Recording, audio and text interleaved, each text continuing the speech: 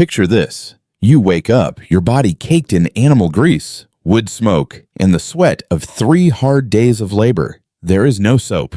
There is no shampoo. There is no running water. What you reach for instead would make your stomach turn. For most of human history, billions of people across every continent woke up to that exact reality every single day. So how did they survive? How did they stay clean enough to avoid dying from infection? And what on earth were they actually using on their skin? Today, we are going deep into the forgotten world of ancient history to uncover the shocking, disgusting, and surprisingly brilliant truth about hygiene history. From ancient innovations you never learned in school, to rituals that will make your modern bathroom feel like a miracle. By the end of this video, you will never look at a bar of soap the same way again.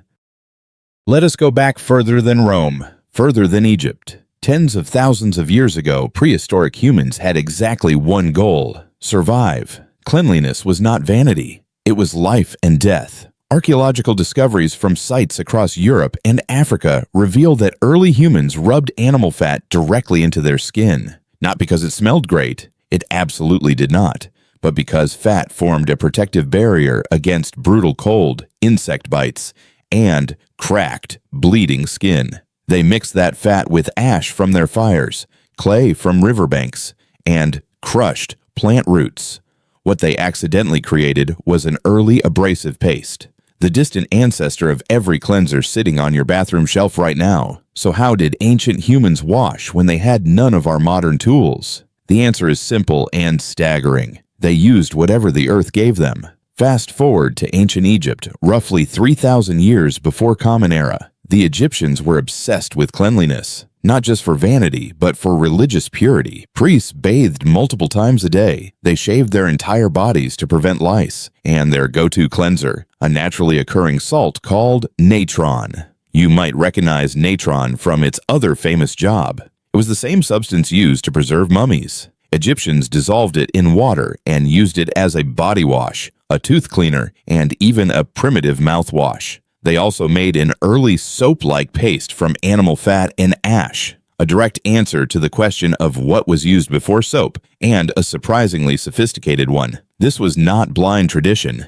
This was early science wearing the costume of ritual. Now here is where things get genuinely fascinating and a little bit disgusting. The ancient Romans built an entire civilization around public bathing. The ancient Roman baths' hygiene system was one of the most sophisticated the world had ever seen. Their bathhouses, called thermae, could hold thousands of people at once. But here's the thing, they did not use soap. Instead, Romans poured olive oil, sometimes mixed with perfume or fine sand, all over their bodies. They let it sit, allowing the oil to bind with dirt and dead skin cells. Then, they picked up a curved metal tool called a strigil. The strigil oil cleansing method worked exactly like a squeegee. You dragged it firmly across your skin, and it scraped off everything. The oil, the grime, the dead cells, all of it at once. The result? Surprisingly clean, remarkably smooth skin. Athletes used it after training. Soldiers used it before battle. Citizens used it daily. In fact, the scraped-off residue, a gray, oily sludge called gloios, was considered so valuable that some Romans bottled it and sold it as a premium skin remedy. Yes, people paid good money for scraped-off body grime. Welcome to the Bronze Age lifestyle, where nothing was wasted and everything had a purpose. Now, before you write off these ancient people as primitive, let us talk about the science. Because here's the twist. Almost everything they did had a legitimate chemical reason behind it. When you mix animal fat and ash, you are combining fatty acids with potassium hydroxide. That chemical reaction is called saponification. In plain English, ancient humans were accidentally making soap thousands of years before anyone gave it that name. Archaeological discoveries from ancient Babylon, dating back nearly 5,000 years, show clay tablets describing exactly that process. Fat, ash, water, written instructions, not accidents. Recipes. The strigil method worked because oil is a non-polar solvent. It binds to the oily compounds in sweat and skin debris, the exact compounds that plain water cannot remove on its own. Scraping it off with a strigil was, chemically speaking, more effective at removing certain impurities than rinsing with water alone. The Egyptian natron, sodium carbonate, still found in cleaning products on store shelves today. These were not primitive guesses. This was empirical knowledge built over thousands of years of watching, testing, and refining. Ancient humans were not stupid. They were scientists without laboratories.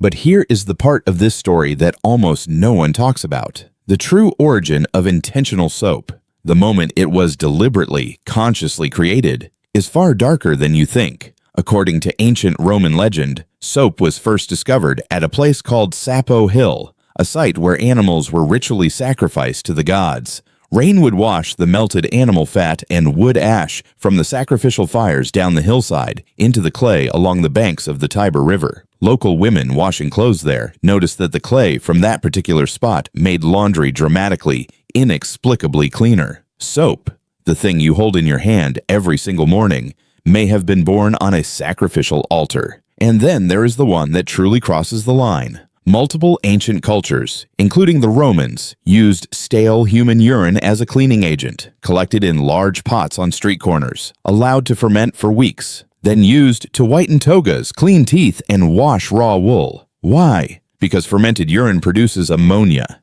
the exact same active ingredient found in many powerful modern cleaning products today. So here is my question, and I genuinely want to know what you think. If these ancient methods actually worked, if the chemistry was real and the results were proven, does that mean we have overcomplicated modern hygiene? Or did we finally get it exactly right? Drop your answer in the comments. I read every single one.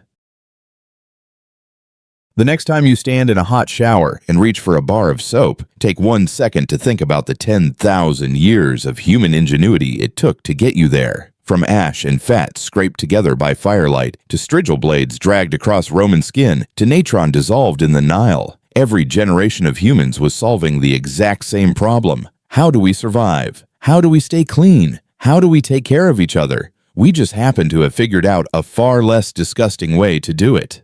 If this kind of deep dive into the hidden science of ancient history is what gets you out of bed in the morning, there is a whole lot more where this came from. Hit subscribe. It takes 2 seconds, and you will never miss the next story that completely changes how you see the world. Until then, go take a shower. You have earned it.